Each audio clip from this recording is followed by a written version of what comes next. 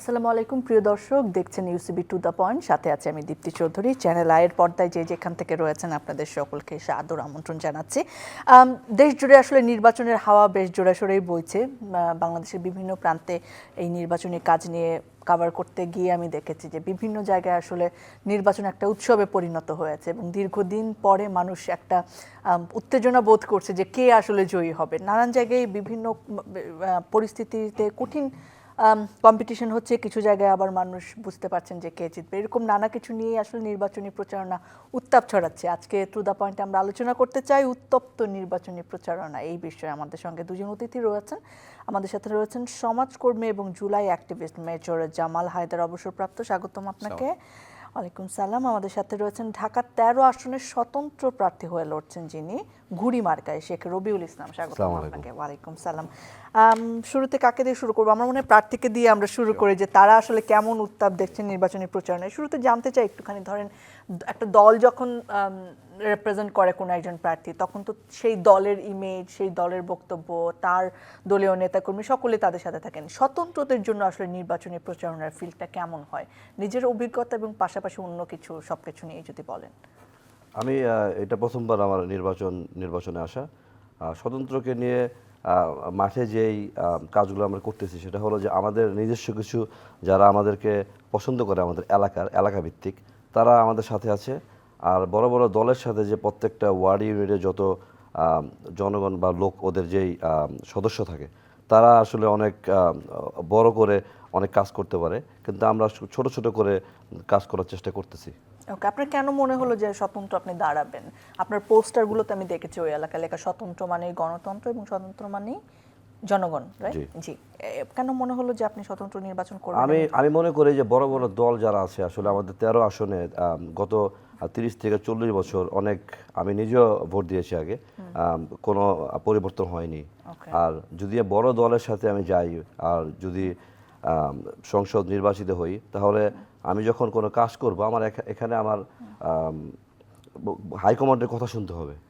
আর হাইকমান্ডের কথা শুনলে হয়তো বা আমার মনে হচ্ছে যে আমার আসনকে পরিবর্তন করা সম্ভব না। স্বতন্ত্র মানে গণতন্ত্র। আমি এই জন্য বলছি যে আমি আমার 13 আসনের যে 4,08,000 ভোটার আছে, আমি ওনাদের সবাইকে নিয়ে কাজ করতে চাই একসাথে। আপনি কি সবার কাছে পৌঁছাতে পারছেন? সবার কাছে আমি পৌঁছাতে পারতেছি না, বিকজ আমার ঘুড়ি মার্কার প্রতীক আমি পেয়েছি 22 জানুয়ারি।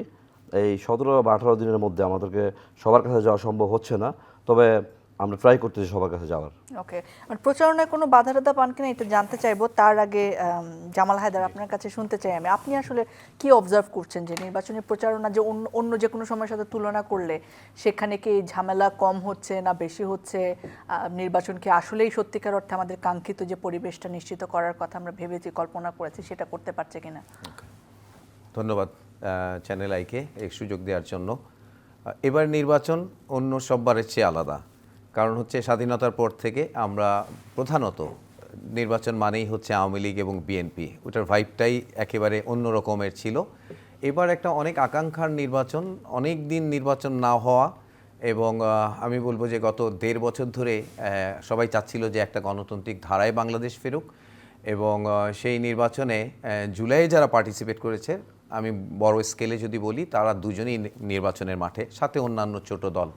তার মানে আমি জুলাইকে আসলে ভিন্নভাবে সংজ্ঞায়িত করেছি শুরু থেকেই। সেটা হচ্ছে সার্বভৌমত্বের একটা সংকট ছিল আমাদের দীর্ঘ 15-17 বছর। তো সেটা থেকে আমরা মুক্তি পেয়েছি, সার্বভৌমত্ব বিরোধী শক্তি পালিয়ে গেছে। এই বাস্তবতায় এখন যারা এসছে, আমি বলবো যে আমরা তো নির্বাচনটা, বেশিরভাগ মানুষ কিন্তু স্ক্রিনে নির্বাচন যুদ্ধটা দেখছে, বেশিরভাগ মানুষ। আর যদি বলি যে রাস্তাঘাট বা অন্যান্য ফিজিক্যালি যেটা দেখছি, সেটা হচ্ছে সাদা কালোতে। অনেক আগে কিন্তু পোস্টারগুলো রঙিন বা ওরকম একটা ভাইব ছিল, সাদা কালোতে। এখন আমি যখন বের হই, যে রাস্তাগুলোতে দেখি সবই অনেক সময় কাছাকাছি, খুব কাছে এলে দেখা যাচ্ছে। তো আগের যে প্রতিদ্বন্দ্বিতা সেটা এখন নাই। এখন প্রতিদ্বন্দ্বিতার মাত্রা ডিফারেন্ট হয়ে গেছে। সবাই মিলে জুলাই পর্যন্ত একসাথে ছিল, অ্যান্ড দেন হঠাৎ করে ধীরে ধীরে এখন দুইজন মুখোমুখি। এবং একজন আরেকজনকে হারানো বা কারণ এই মানে এইবার নির্বাচনে আপনি কি দেখছেন, মানে এখানে কি দল বা মার্কা প্রতীক এগুলো ইম্পর্টেন্ট নাকি ব্যক্তি ইম্পর্টেন্ট? যারা ওনাদের মতো স্বতন্ত্র আছেন আমার তাদের মনে এগিয়ে আসার সম্ভাবনা আমি আছে? মনে করি ব্যক্তি খুবই গুরুত্বপূর্ণ। আমি এটা অনেক উদাহরণও দিতাম যে সেম একটা গণ অভ্যুত্থান হয়েছে কিন্তু শ্রীলঙ্কায় 1.5 থেকে 2 বছর আগে, এবং ওদের ওখানে যেটা হয়েছিল যে 222টা সিটের মধ্যে 148টা সিট একেবারে নতুন মানুষরা পেয়েছে। তার মানে ওখানে কিন্তু কিন্তু বাংলাদেশে তো খুব আকাঙ্ক্ষা তাড়াতাড়ি এটা রাজনীতিকরণ হয়ে গেছে। হ্যাঁ, এটা ঠিক যে ছাত্ররাও করেছে, পলিটিক্যাল পার্টিগুলো দেখা যাচ্ছে যে এখন মুখোমুখি, এখন মনেই হচ্ছে না যে তাদের একটা কমন প্রতিপক্ষ ছিল। তারপরে ধরেন মানে যে দলটা এই জুলাইয়ের উপর নির্মিত হলো তারাও তো একটা জোটে গেছে, একটা বড় দলের ছায়ায় তারা গেছে, তাই না?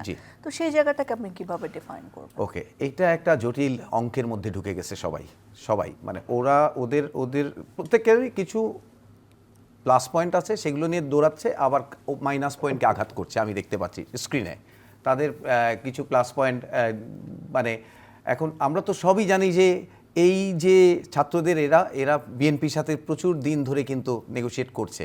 তার মানে কি একটা সুবিধাজনক, কোনো আদর্শিক না, সুবিধাজনক অবস্থায় তারা জামাতের সাথে হয়তো একটা কোয়ালিশনে গিয়েছে। সো এটাকে আসলে কোন নৈতিক তারা বলছে না, তারা বলছে শুধুমাত্র ভোটের জন্য, ভোটে পাশ করার। এটাও তো জাতিকে এক ধরনের ধোঁকার মধ্যে পড়ে যাচ্ছে আমি মনে করি। পুরো এই আয়োজনগুলোই আসলে সঠিক গণতন্ত্রকে রিপ্রেজেন্ট করে না। যে রবিউল ইসলাম, আপনার কাছে জানতে চাই যে আপনার প্রচার প্রচারণায় গতকাল মনে হয় আপনি ইশতেহার ঘোষণা করেছেন এবং সেখানেও মোটামুটি একটা গরম অবস্থা বিরাজ করছিল। আপনার কি প্রচার প্রচারণার সময়, যেহেতু বড় দুটা দল অলরেডি মাঠে আছে এবং আপনারা আসলে 11 দলীয় জোট থেকে মামুনুল হক, তারপরে বিএনপির জোট থেকে আছেন ববি হাজ্জাজ, সো আপনি আসলে কোনো ধরনের বাধা বা কোনো ধরনের অস্বস্তি বোধ করেন কিনা প্রচারণায়? কি আসলে আমি অ্যাট দ্য মোমেন্টে কোনো ধরনের বাধা পাচ্ছি না, তবে ভয় থাকে আর কি। আর যেহেতু আমি স্বতন্ত্র, আর স্বতন্ত্র মানেই তো কোনো বড় দল না, আমাদের টিমটাও অনেক ছোট। সব জায়গায় আমরা যখন মানুষের দ্বারা দ্বারা যাই, ভোট চাই, তখন ভয় থাকি সবসময়, আতঙ্কে থাকি আর কি আমরা, একটা যে এই বুঝি কিছু হয়ে গেল। আপনি তো মনে হয় গানম্যানও চেয়েছেন, তাই না? আমি গানম্যান পাইনি, না আমি গানম্যান পাইনি, গানম্যান চাইনি আমি। বাট আমাদের যেই জুয়েল সাহেব এডিসি আছে আমাদের ওইখানকার, উনি আমাদেরকে, আমি যখন মুভ করতেছি আমাকে 2-3টা করে পুলিশ দিচ্ছে আর কি, তাদের বিভিন্ন থানা থেকে। আচ্ছা, মানে কোনো ধরনের মানে অস্বস্তি নাই আপনাদের? আমাদের কোনো ধরনের অস্বস্তি বলতে ওইটাই অস্বস্তি আর কি, যে আমাদের একটা ভয়ে থাকতে হয় আর কি। বাট এখন পর্যন্ত কোনো থ্রেড আসেনি। আচ্ছা, জামাল হায়দার, কিছুদিন আগে আমরা ঢাকা 17 আসনে দেখেছি যে 11 দলীয় জোট মনোনীত প্রার্থী যিনি রয়েছেন খালেদুজ্জামান, তার সঙ্গে একটা ক্যান্টনমেন্টে প্রচারণা নিয়ে যাওয়ার সময় একটা তর্কাতর্কি হয়েছে বলা যায়, বা কি বলবো, উত্তপ্ত পরিস্থিতির সৃষ্টি হয়েছে আর্মি পার্সনদের সাথে। সেই ঘটনাটাকে নিয়ে মানুষ নানাভাবে নানা ন্যারেটিভ করছে, নানা জনের নানা বক্তব্য। আপনি আসলে সেটাকে কেমন দেখছেন? আমি তো নিজেই একজন মিলিটারি মানুষ এবং অনেক বছর আমার জন্ম আসলে ক্যান্টনমেন্টে। সো ক্যান্টনমেন্টের এই বাস্তবতা আমরা সবাই জানি, উনিও নিশ্চয়ই জানেন। উনি বলছেন উনি এখানের বাসিন্দা। আসলে এইটা মনে হয় সারা বাংলাদেশকেই বেশ চমকিত করেছে। এখন জানা যাচ্ছে এই ঘটনাটা আরও কিছুদিন আগের, তার মানে এই পর্যায়ে, যুদ্ধটা এই পর্যায়ে আসার আগেই উনি এত উত্তেজনা কেন করলেন, আসলে এটা আমার কাছে বিস্ময় একটু লেগেছে। আর উনার কার্যক্রমটা আমার ভাবতে, মানে যেভাবে জামাতে ইসলাম অন স্ক্রিন বোঝাতে চাচ্ছে যে তাদের সহি সাবুদ একটা বিষয়, এটাতে বোঝা যায় না, কারণ উনার অপ্রকৃতস্থই মনে হয়েছে বারবার। উনার প্রত্যেকটা জিনিসই অপ্রকৃতস্থ মনে হচ্ছে শুরু থেকেই। উনি শুধু, তার পরিচয় হচ্ছে তারেক জিয়ার প্রতিদ্বন্দ্বী, উনি কোনোভাবেই সৌজন্য ছিল না। এখানে অবশ্যই খুবই মানে কৃতিত্ব দিতে হয় আমাদের সেনা সদস্যদের, যারা কর্পোরাল বা সার্জেন্ট পদবীর, তারা এত সুন্দরভাবে জিনিসটা হ্যান্ডেল করেছে।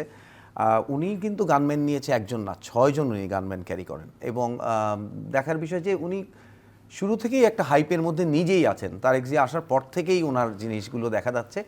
এখন ওনার মতো একটা মানুষকে, এরকম একটা দল যারা নিজেদেরকে এখন ভাবছে যে তারা বড় কিছু করবেন, সেটা আসলে আমার কাছে খুব ভালো মনে হয় নাই। আর যদি বলি নির্বাচনের প্রজ্ঞা, আমি একটা জিনিস অনেককে শেয়ার করেছি অফ স্ক্রিন, যে প্রজ্ঞা সম্পন্ন দল যদি হতো জামাতে, তাহলে এই প্রার্থীটা আসলে ওনারা অন্যভাবে চিন্তা করতে পারতো। আর ওনার এই কার্যক্রমটা আসলে নিন্দা ছাড়া আর কিছু করার তো নাই এখানে। আপনিও কি নিন্দা করেন এটাকে? নাকি প্রার্থী হিসেবে এটাকে ওকে দেখছেন? প্রার্থী হিসেবে ওকে। ওকে, হ্যাঁ, যে যার মতো এটা তো কাজ করবে। অস্বাভাবিক যেহেতু কিছু না। যেহেতু আমরা সবাই গণতন্ত্র চাই, যে যার মতো কাজ করবে। এটাকে অস্বাভাবিক কিছু দেখছেন না? না, ওকে। আর এমনিতে ধরেন আপনি একজন প্রার্থী, নির্বাচন কতটা সুষ্ঠু হবে, গ্রহণযোগ্য হবে, কতটা অংশগ্রহণমূলক হবে ভোটারদের জায়গা থেকে, এই বিষয়ে কি মনে করছেন? ভোটাররা যাবে ভোট দিতে মনে করছেন? ভোটারদের আসলে যাবে নাকি এই মুহূর্তে বলা যাচ্ছে না। এখনো তবে বুঝতে পারছেন না মাঠে গেটে? না, তবে আমরা ভোটারদেরকে মানে নেয়ার জন্য আমরা চেষ্টা করতেছি। আমি কি বলে মানুষ, কি বলে ভোট দিতে? আমি তো দেখলাম যে অনেক আগ্রহী মানুষজন। আপনার কিছু পার্সেন্টেজ তো থাকবে যে আপনার মানে আমাদের উপর থেকে ভরসা উঠে গেছে, মানে দে ডোন্ট বিলিভ এনিওয়ান। আমরা যখন যাচ্ছি তখন বলতেছে ভোট দিয়ে কি হবে। হ্যাঁ, এটা আমিও পেয়েছি। হ্যাঁ, ভোট দিয়ে কি হবে। আর এখন এখন আমরা তাদেরকে মানে আশ্বাস দিচ্ছি আর কি, যেটা আমাদের প্রশাসন যে আশ্বাসটা দিচ্ছে যে প্রত্যেকটা কেন্দ্রে তারা সিকিউরিটি ক্যামেরা লাগাবে, তাদের বডি ক্যামেরা থাকবে পুলিশদের কাছে, লাইভ তারা তাদের ইয়ার থেকে দেখতে পারবে, তাদের হেড অফিস থেকে।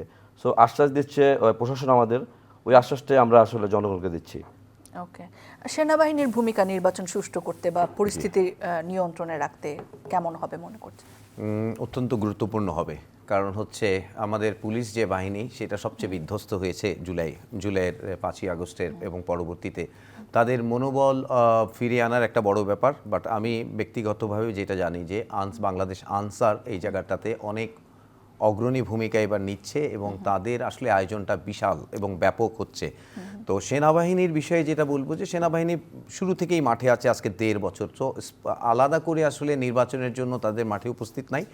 আইন শৃঙ্খলা এখানে আমি যেটা বলবো যে পুরো ইকুয়েশনটার মাঝখানে বা হিডেন একটা অঙ্ক আছে, সেটা হচ্ছে 1700 অস্ত্র পাওয়া যায়নি।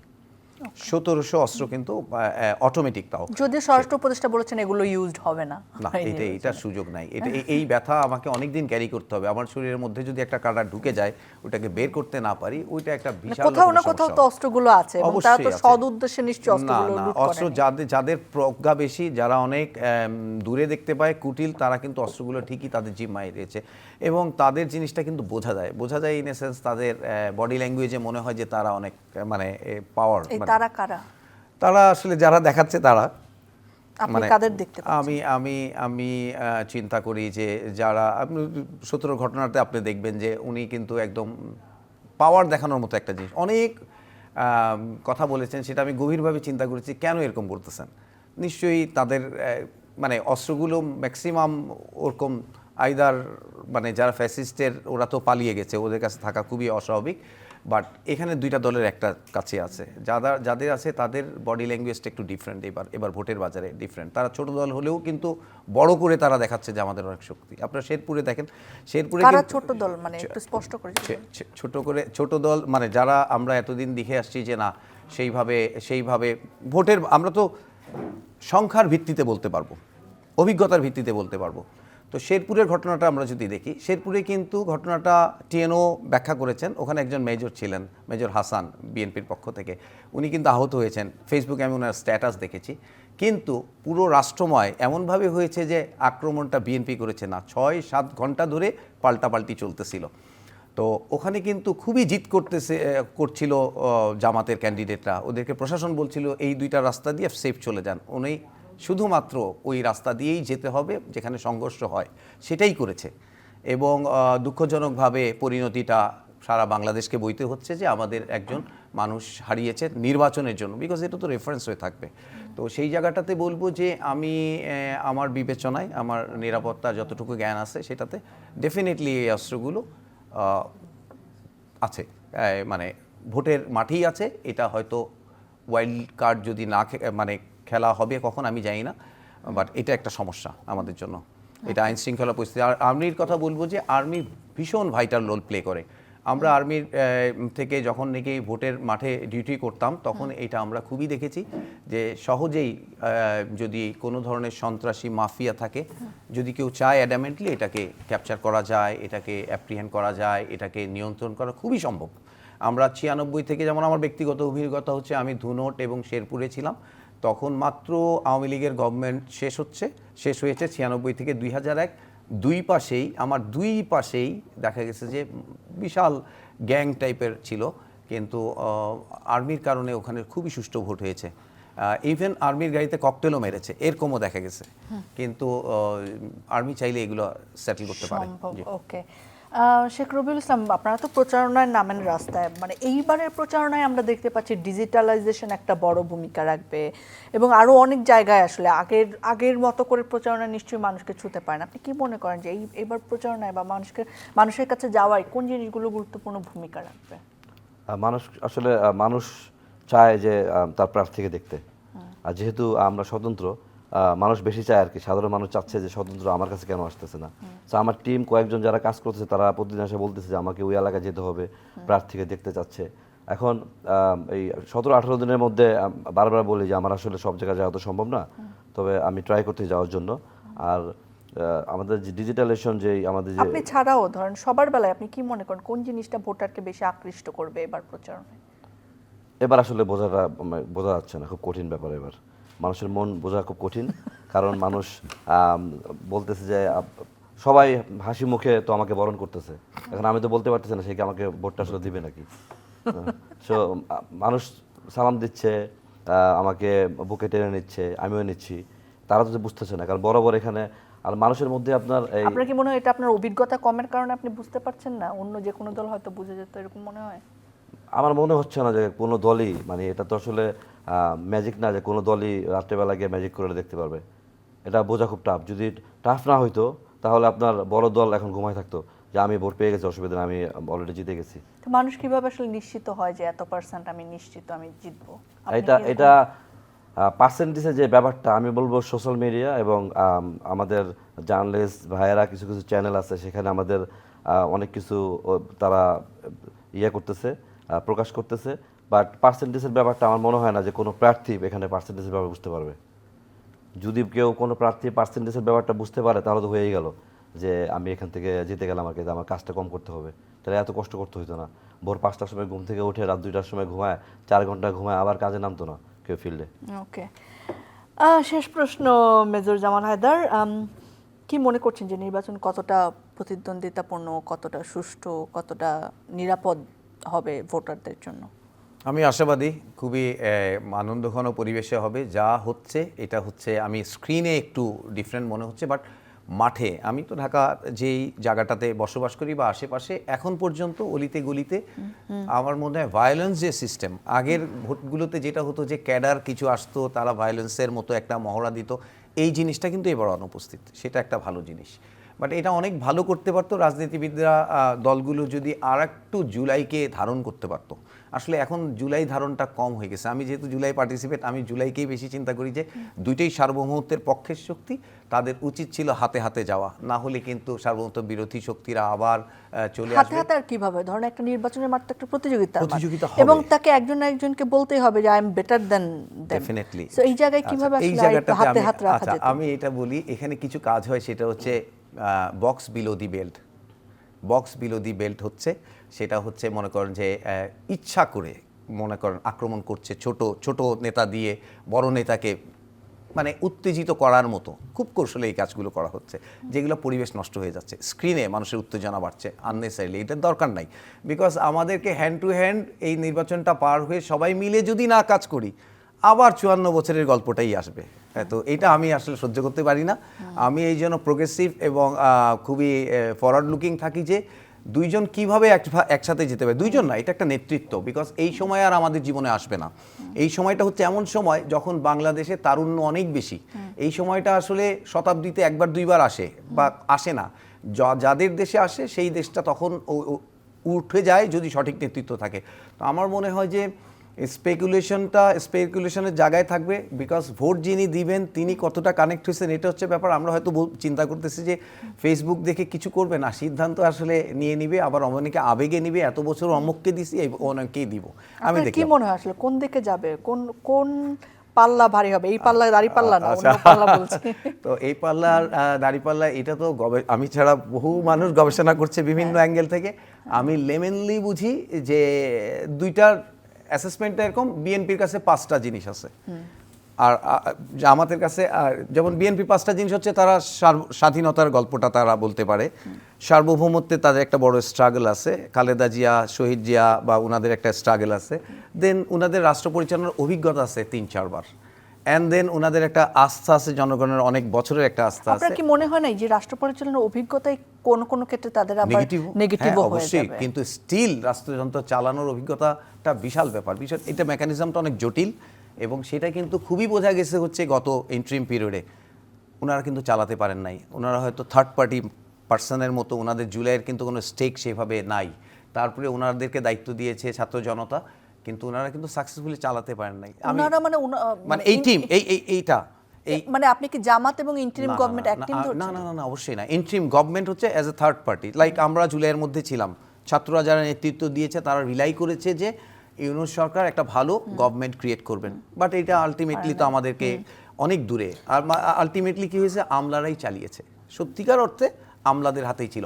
এই আমলাদেরকে যারা ভালো করে শাসন করতে পারবেন, পরিচালনা করতে পারবেন, শাসন বলবো না, তাহলে মানে জনগণ আসলে সেবা পাবে, না হলে ওই আগের জায়গাতেই গল্পটা। আমাকে অবশ্যই রাষ্ট্রযন্ত্রটাকে দক্ষতার সাথে, গাড়ির ড্রাইভার যেমন চালায় ওইভাবে চালাতে হবে। যার অভিজ্ঞতা আছে তিনি একটু বেশি পারবেন, যার সততা আছে তিনিও হয়তো ভালো পারবেন, মানে সততার লাইন ধরবেন। এখন বিএনপির হচ্ছে 5টা জিনিস আমি খুব স্পেসিফিক্যালি দেখছি, আর জামাত হচ্ছে এখান থেকে যে দুর্বলতা সেটাকে ক্যাশ করে। শরিয়া আইন ছাড়া জামাতের স্পেশালিটি তো আর কিছু বলতে পারি না। জামাত তো শরিয়া আইন না মানে চাচ্ছে না, কিন্তু কারো কাছে যায় যে ইসলাম তো প্রতিষ্ঠা করবেন সেটা বলতে চায়, সেটা তো বলতে চায়, ইসলাম প্রতিষ্ঠা তো করবে নাকি, সেটা বলছে তো, না হলে ওখানে স্পেশালিটিটা কি, আমি সৎ, সামথিং লাইক দ্যাট। আর আরেকজনকে বলছে উনি অসৎ, ওনার ক্যাম্পেইনের পুরোটা জুড়েই হচ্ছে উনি অসৎ, উনি মানে অন্যদিকে মানে স্বাধীনতার ওই ফ্যাসিস্টের সাথে আয়োজন, এটা ছাড়া নিজস্ব মৌলিক জিনিস তো আমি দেখি না। ওকে, আপনারও কি তাই অবজারভেশন? আমার একটু ডিফারেন্ট হতে পারে আর কি, বলেন। কারণ আপনার অভিজ্ঞতা ছাড়াও আসলে অনেক কিছু করা সম্ভব। এখন আমি যদি একটা স্কুলে যখন আমি পড়তাম, আবার ওই স্কুলে 10 বছর পর গিয়ে কিন্তু আমি আবার ওখানে টিচারও হতে পারি। সো আমি যখন টিচার হব আমি কিন্তু নতুন থেকে শুরু করব। সো নতুন থেকে শুরু করা সম্ভব, এবং আমি মনে করি আমাদের এখন অনেক পরিবর্তন দরকার আমাদের এই দেশের জন্য। আমাদের শুধু বড় বড় 2টা দলই থাকবে এই দেশে, এটা আসলে হতে পারে না। আমাদের নেতৃত্ব, আসলে নতুন নেতৃত্ব দরকার দেশের কাজ করার জন্য। আমাদের যেমন আমি ঢাকা 13 আসনের মামুনুল হক আর ববি আজ্জাসের কথা যদি বলি, ববি আজ্জাস আসলে ঢাকা 13 আসনের না, মামুনুল হক সে প্রতিদিন তার নিউজে বলতে সে এখানকার স্থায়ী, সেখানকার স্থায়ী, সেখানে মাঠে খেলে ধুলে বড় হয়েছে। আর তা তো না, এখন আমি হয়তোবা মাঠে নতুন, বাট এলাকায় আমি নতুন না। আমার বাবার জন্ম ঢাকা 13-তে, আমি 150 বছরের বেশি আমাদের ওই এলাকায় থাকি।